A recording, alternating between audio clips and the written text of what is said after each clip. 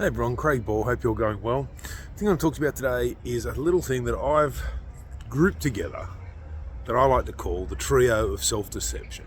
That is self-esteem, self-worth, and ego. The reason I've grouped them together is because they are very closely reliant. Often, when your self-esteem is low, you can feel worthless. You can say, I feel my sense of self-worth is diminished.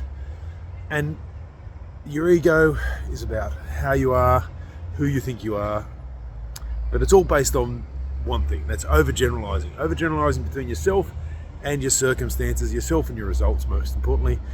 And it's a fool's paradise. And it's something that dramatically upsets us, although it is part of the human condition to overgeneralize, to assign value where it doesn't need to be.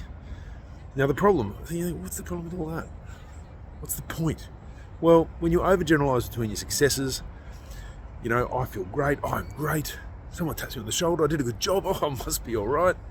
And then when things start to go bad, as they invariably do, and unlike what many people tell you, it's not your fault, okay? You can assign fault to things as much as you can assign blame and other meanings to them.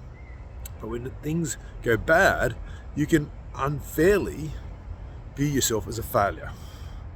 You can consider yourself, you can take an ego brush or an ego attack of your ego or low self-esteem attack or your self-worth has been compromised. Your self-worth can only be compromised when you give away your sense of self to somebody else. If you get your self-esteem based on your relationships with others, somebody can do something to you, that person might be a jerk, you feel worthless. That's because they're just being a jerk, because you've fooled yourself into thinking that this is something that matters. You can't control what other people say, do, or think, okay? You can only control what you say, what you feel, what you think, and what you do. And if you choose to stop feeling that way, it's very easily done. Now, to educate you a little bit more, to give you more, if you like this concept and think that, well, what am I going to do instead? Accept yourself unconditionally. Accept yourself because you can breathe. Okay, it's very much aligned with Buddhist philosophy and other philosophies as well. But if you can accept yourself unconditionally because you can breathe, okay, the whole point of trying to achieve anything is simply to raise your happiness levels.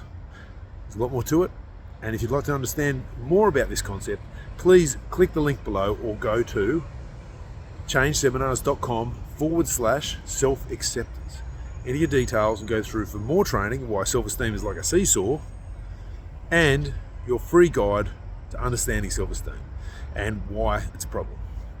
Thanks heaps, I hope that helps.